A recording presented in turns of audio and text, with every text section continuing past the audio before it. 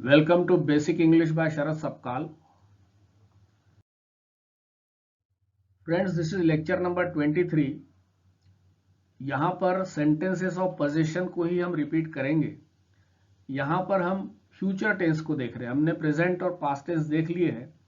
अब future tense में कि किसके पास कुछ होगा, ऐसी जब बातें की जाती है तो दो sentences are called sentences of possession in future tense. इसमें भी 6-7 टेबल्स होते हैं. जैसा कि सबसे पहला हमारा टेबल TA पॉजिटिव. यहाँ अफर्मेटिव बातें की जाती है, जैसे कि हिंदी में सब्जेक्ट के पास किसी समय पर, किसी स्थान पर, किसी कारण से कुछ होगा, भविष्य की बात है ये. फॉर एग्जाम्पल, राम के पास कल एक नई कार होगी, या राम को कल बुखार होगा. ये एक भविष्यवाणी जैसी बात है. इसकी रचना अंग्रेजी में सब्जेक्ट, विल हैव या shall have, object plus adverb. Shall का इस्तेमाल हम फर्स्ट पर्सन यानी आई या वी के साथ कर सकते हैं, लेकिन आजकल विल का भी इस्तेमाल जायज है इसके साथ, फर्स्ट पर्सन के साथ. जब इंट्रोगेटिव सेंटेंस होते हैं उस समय जरूर हमको शैल का इस्तेमाल करना चाहिए फर्स्ट पर्सन के साथ. जैसे ये सेंटेंसेस कुछ दिए हैं. Ram will have a new car tomorrow. Ram के पास कल एक नई कार होगी. I hope they will have fun this evening. They will have fun, वो मजे करेंगे, मस्ती करेंगे आज शाम. तो इसके लिए भी हैव आएगा. They will have fun this evening, यानी मुझे उम्मीद है कि वे आज शाम मजे करेंगे. You will have 5 minutes to solve the sum. Sum को सॉल्व करने के लिए, टू सॉल्व यानी हल करने के लिए, सॉल्व करने के लिए तुम्हारे पास 5 मिनट होंगे. We will have annual gathering in November. अभी वी विल को शॉर्ट कर दिया, इसने कॉन्ट्रैक्ट कर दिया. इसको वी के बाद अपोस्ट्रोफी और डबल एल, इसको बोलते हैं विल, वील, वी इल, ऐसा कुछ इसका प्रोनाउंसिएशन होता है. तो will have annual gathering in November. Will have इस प्रकार से बोल के, will have annual gathering in November, मतलब नवंबर में वार्षिक सभा या वार्षिक गैदरिंग होगी. आइल, यहां पे देखिए आई और उसके बाद अपोस्ट्रोफी दे करके डबल एल यानी आई विल. आई विल भी बोल सकते हो, आई शैल भी बोल सकते हो. आइल, इसको आइल बोलते हैं. आइल हैव यानी आइल प्रिफर, यहां पे कुछ ऐसा अर्थ है. आइल हैव लार्जर वन, यानी कई चीजें रखी है, उसमें से आप कहना चाहते हैं कि मैं बड़ा वाला इसमें से जो हिस्सा है वो लूंगा.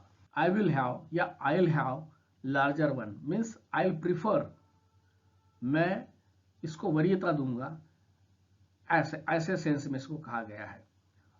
Police will have enough evidence after the witness give statement, यानी विटनेस जब, गवाह जब बयान देगा तो पुलिस के पास में इनफ एविडेंस होगा, पुलिस के पास बहुत सारे सबूत होंगे, पर्याप्त सबूत होंगे. आई विल हैव टी या आइल हैव टी, इसका मतलब यह है कि मैं चाय पीना पसंद करूंगा या चाय पीऊंगा. ये कुछ ऐसी बात है. आइल हैव टी मतलब मैं चाय पीऊंगा. She will have 2 promotions. She will have 2 promotion यानी उसके 2 प्रमोशंस होंगे, उसके 2 पदोन्नतियां होगी. Doctor says she will have a baby next week. Doctor का कहना है, डॉक्टर कहते हैं कि she will have a baby next week, यानी उस महिला के अगले हफ्ते बच्चा होगा. परहैप्स शी इज प्रेग्नेंट, तो डॉक्टर ये बता रहे हैं. अब इसके बाद में निगेटिव. निगेटिव में भी पहले यस नो टाइप के, यानी जिसका जवाब हाँ या ना में दिया जा सकता है. इसमें कुछ नहीं करना होता है, वर्ब को पहले लेना है, उसके पीछे सब्जेक्ट को लगाना है, फर्स्ट पर्सन के साथ नेसेसरीली शैल का इस्तेमाल करना है.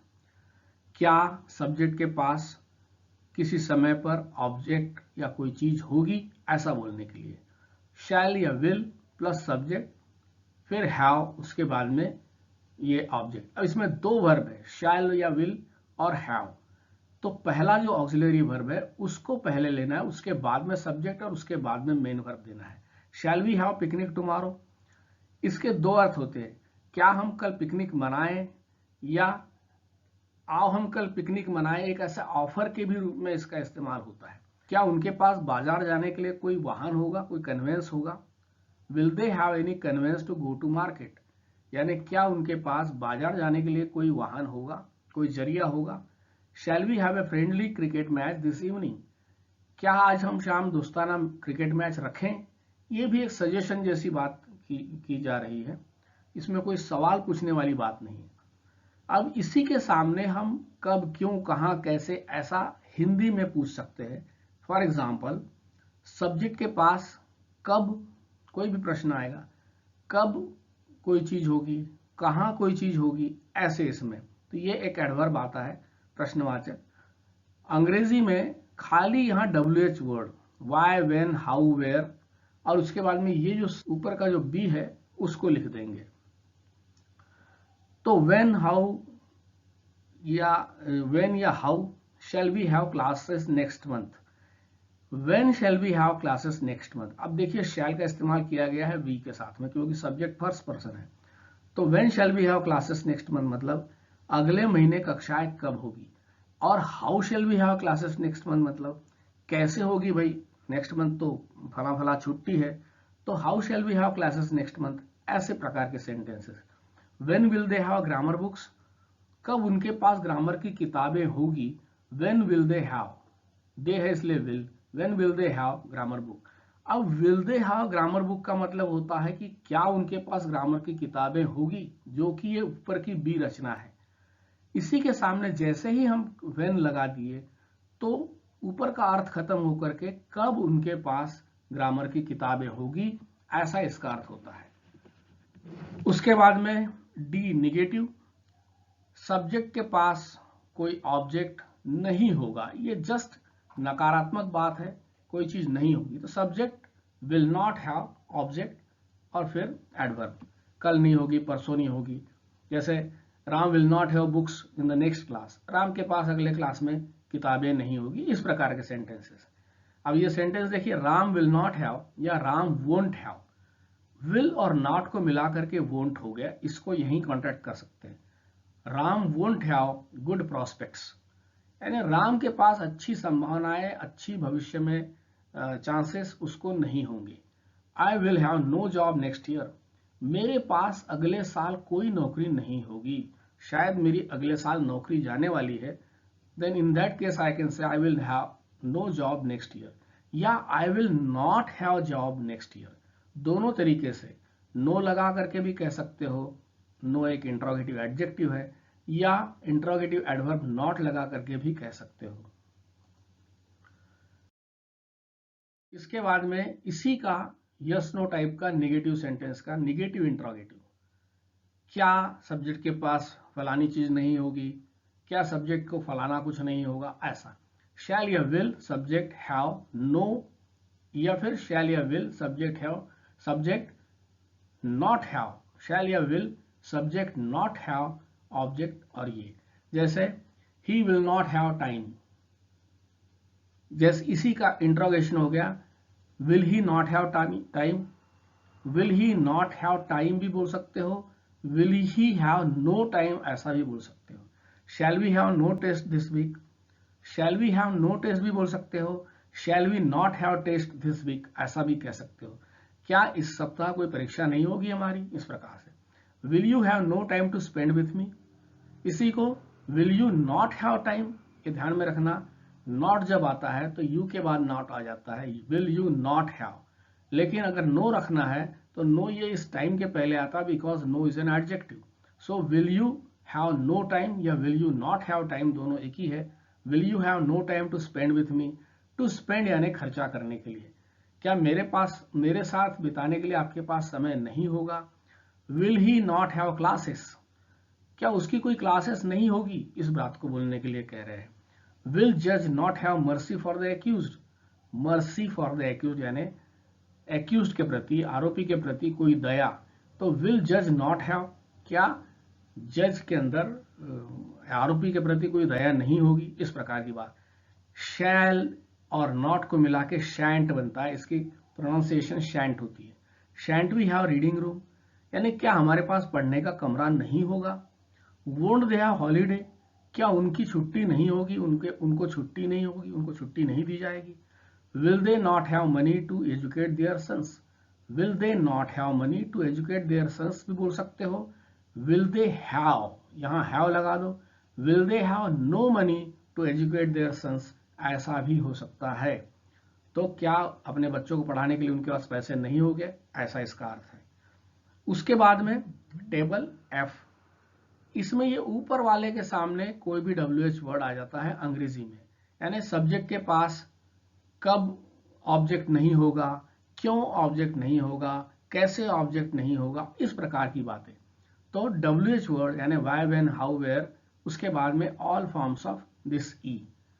After whose appointment will Ram have no job, किसकी अपॉइंटमेंट के बाद राम के पास कोई नौकरी नहीं होगी, शायद राम की जगह कोई दूसरा आ जाएगा और राम की नौकरी चली जाएगी, ऐसी सूरत में यह सेंटेंस बोला जा सकता है। After whose appointment will Ram have no job, यानी किसकी अपॉइंटमेंट के बाद, या आफ्टर हुज अपॉइंटमेंट, ये एक क्वेश्चन फ्रेज है।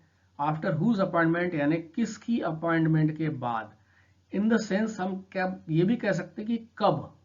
व्हेन की जगह पे हमने उसका एक अलग रूप रख दिया है कि after whose appointment will Ram have no job भी बोल सकते हैं। विल राम नॉट यहां लगा दो, will Ram not have job, ऐसा भी कह सकते हो। उसके बाद with whom will Ram not have friendship, with whom यानी किसके साथ, with whom will Ram not have friendship यानी राम किससे मित्रता नहीं करेगा या राम की किससे मित्रता नहीं होगी, कई तरीके से बोल सकते हो, अर्थ इसका यही है। इसके बाद में कुछ इंडिपेंडेंट सेंटेंसेस को हम देखते हैं, जैसे कि हम देखते आए हैं दूसरे भी टेबल्स में कि जब हम सब्जेक्ट और ऑब्जेक्ट के बारे में इंक्वायरी करते हैं, यहां दो चीजें हैं, सब्जेक्ट और ऑब्जेक्ट। जैसा किसके पास कोई चीज नहीं होगी, किसके पास क्या चीज नहीं होगी, ऐसा। जैसे किसके पास घर नहीं होगा, ये एक सवाल हो गया, और क्या उसके पास नहीं होगा, ये दूसरा सवाल हो गया। तो हु या व्हाट, फिर विल हैव, और निगेटिव लगाना है तो नो लगा दो या फिर नॉट लगा दो हैव के पहले। इस प्रकार की ये फ्रेम बनती है। जैसे who will have chances in US, who will have chances in US, इसको हम ये भी कह सकते हैं which boy will have chances in US. तो किसे यूएस में चांसेस होंगे, किसे अमेरिका में मौका होगा। Whose car will have black colour, अब हम ये भी कह सकते हैं what will have black colour, लेकिन उसका कुछ अर्थ बराबर ठीक से बैठेगा नहीं, तो ये व्हाट की जगह हमने लगा दिया हुज कार, किसकी कार का कलर ब्लैक होगा, काला होगा। Which jeep will have maximum price, which jeep will have maximum price, यहां पर भी एक बेजान सब्जेक्ट है, इसलिए हमने विच जीप इस प्रकार से बोला। हम ये भी कह सकते थे कि जैसे कोई व्यक्ति हो तो which boy will have maximum marks, ऐसा कह सकते हैं। तो which jeep will have maximum price, यानी किस जीप की अधिकतम कीमत होगी। What type of friends will she have in college, किस किस्म के दोस्त उसके कॉलेज में होंगे, ये कहने के लिए what type of friends will she have in college. Which boy won't have breakfast with us, will और नॉट को जोड़ दिया। विच बॉय यानी कौन, हु के जगह पे हमने विच बॉय बोल दिया। Which boy won't have breakfast with us, यानी कौन सा लड़का हमारे साथ नाश्ता नहीं करेगा। Which car will not have demand, कौन से कार की मांग नहीं होगी, डिमांड नहीं होगी। What will you have in lunch, अब यहां पर कोई चीज सेवन करने की बात है, तो आप लंच में क्या लेंगे, ऐसा बोलने के लिए what will you have in lunch, ऐसा बोला गया है, दोपहर के भोजन में क्या लेंगे। At which place shall we have night halt, हम किस जगह पर, at which place means where, where की जगह एट विच प्लेस बोल दिया। At which place shall we have night halt. तो ऐसे इनके कई सवाल यहाँ पर सब्जेक्ट और ऑब्जेक्ट के अलावा कुछ एडवर्बियल चीजें भी पूछना हो तो हम कह सकते हैं, जैसे कि यहाँ पूछा है where shall we have night halt, या at which place, in which town, कुछ भी कह सकते हो।